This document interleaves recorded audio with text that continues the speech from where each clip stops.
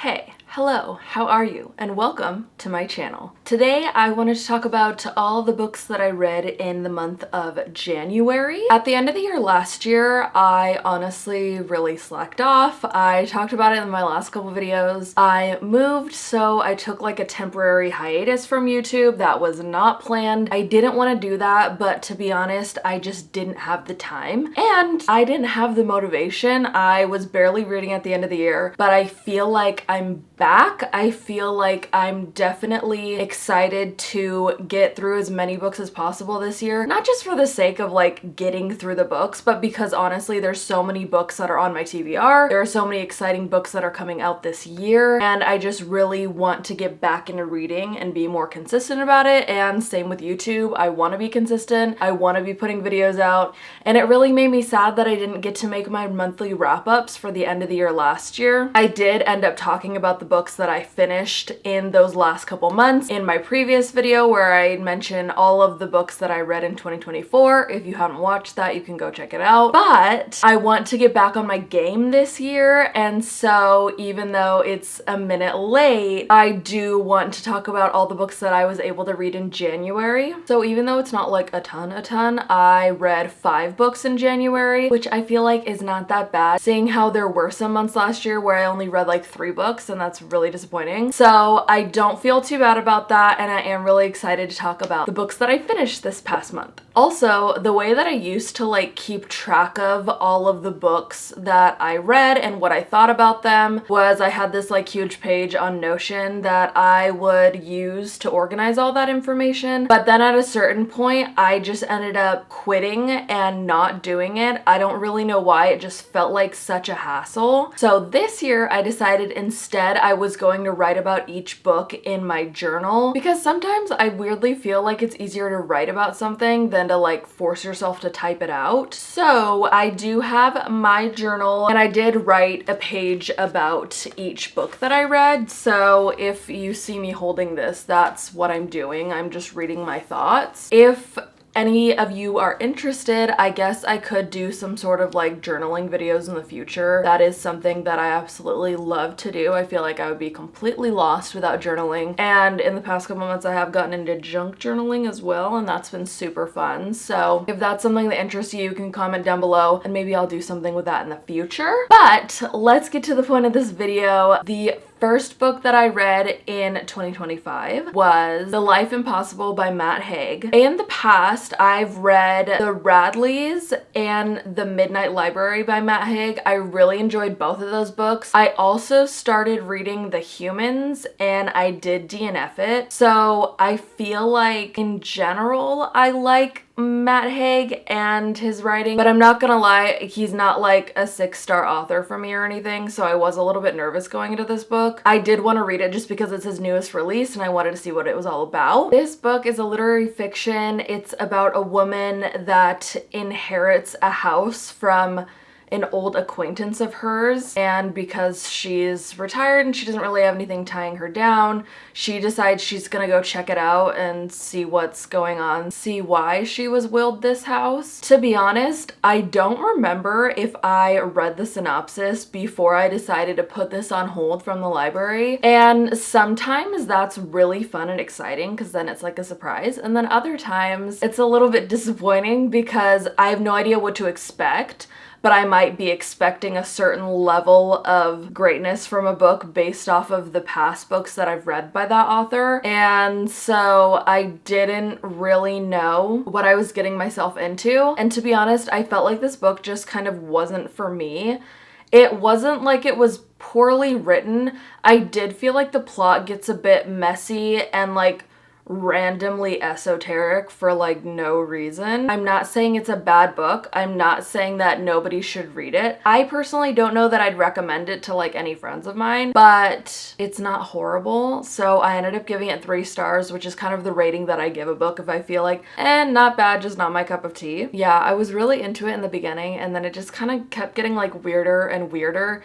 It's hard to describe why it gets weird without completely giving things away, but it does does kind of make me wary of Matt Haig books in general. I think that from this point on, if I'm gonna read another one of his books, I would probably make sure that I know what the plot's about before I read it, and maybe even read some other reviews before I get into it, because this wasn't really like a fun surprise. So didn't start the year off the best. But then, after that, I read Intermezzo by Sally Rooney. This is actually the first Sally Rooney book that I've ever read, which is crazy because I feel like everyone and their mother has read Normal People, and that was the first book of hers that they read. That's just not what happened. A while ago, I did try to read Conversations with Friends, but I didn't know about the whole like formatting thing. I just was really caught off guard by the fact that she doesn't write dialogue in quotations, and it just kind of weirded me out. And for like the place that I was in my life, I feel like I just wasn't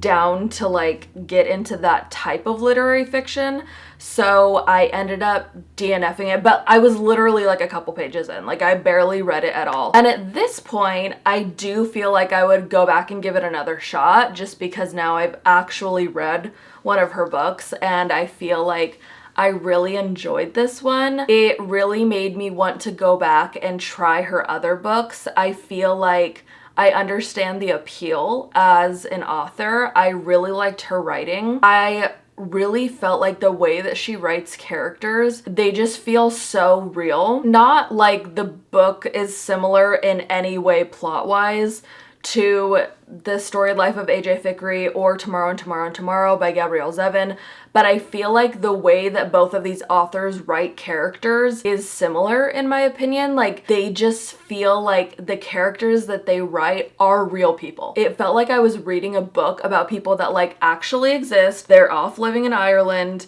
and I'm just reading about what happened to them at some point in their lives. But it's like, no, obviously these aren't real people. It just feels like that, which is absolutely insane. And part of the reason why it feels like they're such real characters, in my opinion, is that they're not just like cut and dry good characters and bad characters. Like they have thoughts and they make decisions that you're like, that's kind of crazy, or like I definitely wouldn't do that, or like that was really mean. But I feel like that's so real. Like every person is so complex, and a lot of times in books, especially like romance books, which is what I read a lot of, you get a lot of like kind of one-dimensional characters that are like good or bad, and I really like that this book didn't have that. I will say there was one character, Peter, that like I kind of just didn't vibe with the entire time, but I thought that the story was really interesting. It follows two brothers, Ian and Peter, right? Ian? Nope, his name's Ivan. It follows two brothers, Ivan and Peter, and you kind of see the aftermath of a death in their family and how they handle it, how they handle grief, how their relationship changes, and I thought that it was really interesting. I really liked it. I feel like it'd be fun to go back and read it again in a couple years or something just to see like how I feel about it then. But I ended up giving it 4 stars. The third book that I read this year was I'll Get Back to You by Becca Grischow. I've never read anything by this author before. I don't actually remember how I found out about this book. I think I might have seen something about it on social media and I was like, oh, that looks cute. A little sapphic romance. I'm always down for that. And I also thought it was a Christmas book. It's not really a Christmas book. Actually, most of it takes place in the fall and around Thanksgiving. So if you want to read it when it happens, that's when it happens. And then like the very end is like Christmas/New Year's, I think. But it was really cute. I thought it was really good. I actually ended up giving it 4 stars. This one was kind of slow and it had low stakes, but I didn't feel like that was a problem. It was just like, that's the type of book this is. So if you want like an intense, high stakes, fast paced romance, like that's not what this is. But I feel like because this one took its time, it was very sweet and cute. It wasn't super spicy, so if that's what you're looking for, this one was not it. But I feel like that didn't take away from it. I felt like the two main characters really like built on their friendship first, and I feel like that was adorable to watch because I feel like a lot of relationships that last in real life are built on a really good friendship, so I thought that was really cute. I would definitely recommend this one. I thought it was adorable. I really loved that the main characters slowly learn more about each other and learn to communicate in a healthy way, and I thought that that was awesome because sometimes you don't get to see that in romance books. It's just kind of like big emotions and fireworks and everything works out. But you're like, okay, but like you guys can't really communicate and you're kind of a mess. And this one wasn't like that. I thought that these characters were like really cute together. So I would check this one out. Okay, then we finally get to the point where I started to read books off of my physical TBR, which is always the goal. The goal is always to read as many books from my physical TBR to get that number to dwindle as much as possible. And I decided to pick up Things We Never Got Over by Lucy Score. I know it feels like I am the last person to ever read this. That's how I feel, honestly, and I was having such FOMO not knowing anything about this series. Everybody, I feel like, always talks about the Knock 'Em Out series, and I was like, I need to get into this. For Christmas a couple years ago, my sister ended up getting me the last book in the series. She didn't know that it was a series, and I was like, okay, well, this is a sign. Like, I have to read all the books. I have to get the other ones. So I got the other two, and I finally decided it is time. So I picked up the first book. This is a romance series. The first book was published in 2022. This one takes place in the summer and fall, and also is very spicy. So if you like spice, this series is where it's at, for sure. If you were to ask me just off the bat, what's your favorite thing about this series, I would say the town and the side characters. I love the town of Knock 'Em Out. I love the big cast of characters that's built around the main couple. There's just something about a small town romance that gets me, especially when it's a series, because you know that these characters are gonna come back and you're gonna get more backstory on them, you're gonna get more interactions with them, and I absolutely love that. I feel like I've talked about that before, especially with the Rebel Blue Ranch series and the Bright Falls series. I love a good small town romance series. So this series was definitely doing it for me, and I really appreciated that. My least favorite thing about this book was honestly, it's cheesy as fuck. Like, I can't lie, it is really cheesy, and at times that did get in the way of my enjoyment of the plot, because there were times where I was literally laughing out loud, not because something was supposed to be funny, but because I was just like, what is this? Like, nobody talks like that. Like, the dialogue and the internal monologues are insane. Like, these are obviously not real people. These characters are caricatures in a lot of ways. And again, not that that like stopped me from liking this, but it does need to be said, it does need to be considered if you've never read the series before. If you are adverse to cheesiness, maybe stay away. In the end, I ended up giving this book 4 stars because I did like the main character. I do like Naomi and Knox together. I do like the town. I love the sense of family. I really liked how it ended in the very end. The like climax right before the very end is wild. The situation that happens just felt like, oh my god, what's going on? Kind of reminded me of the feeling that I got from the crazy scene in the end of Love on the Brain by Ali Hazelwood. If you know, you know. This was giving that a little bit, and I just felt like that's not something that I need in a romance, but like, okay, go off, Lucy Score. But by the time that I finished this one, I was really excited to get on to the next one because I already had it.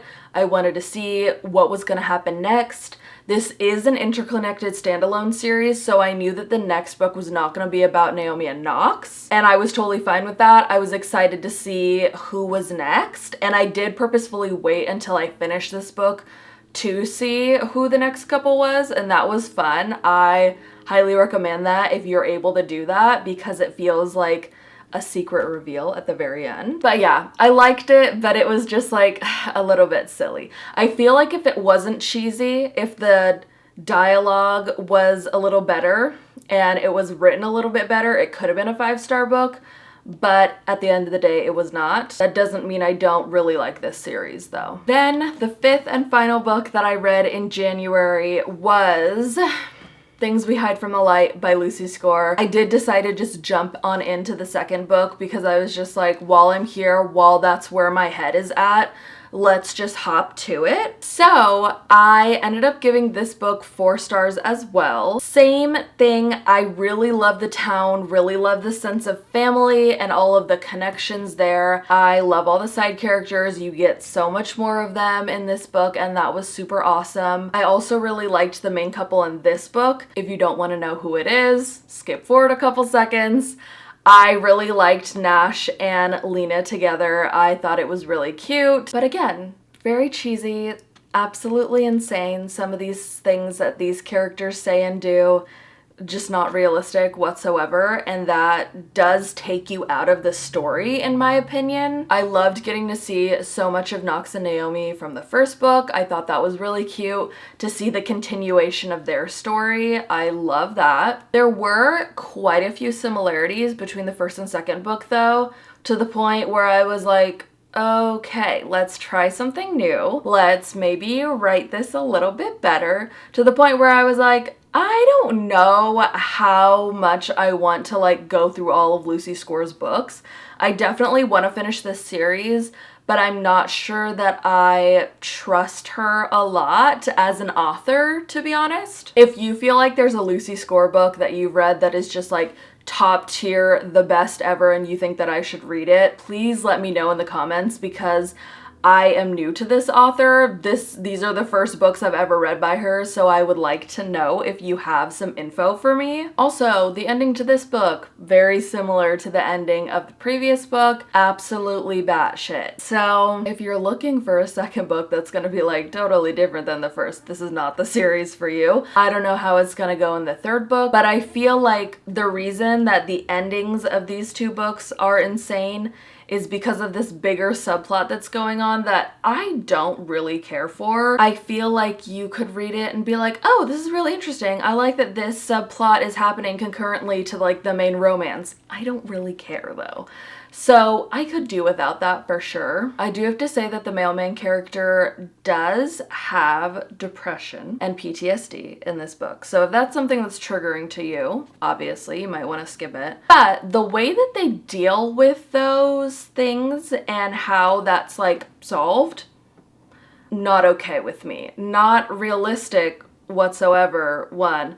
But then also, like, I feel like that's such a dangerous message to, like, get wrong, you know what I mean? Like, you can't just have depression and then meet the right partner for you and being with them solves your depression. That's not how it works at all. And I feel like that's a really dangerous message, and I really don't appreciate that. I feel like the topic of mental health needs to be dealt with in a serious and accurate way, and I don't think that it was dealt with appropriately in this book. So that is something to look out for. But in the end, I did like most of this book. Like I said, I gave it 4 stars, and I am really excited to finish the series as soon as possible. So those are all of the books that I read in January. I really hope that you enjoyed this video. If you liked it, you can give it a like. If you like me and my channel, you can hit subscribe. You can hit that little bell icon to get notified every single time that I post, as I will be trying to post a lot more going forward. All of my social media links are linked in the description below if you'd like to go follow me anywhere else on the interwebs. And I will see you next time. Bye. I'm so sweaty. Yeah, I get so sweaty. Oh, I didn't turn the camera off.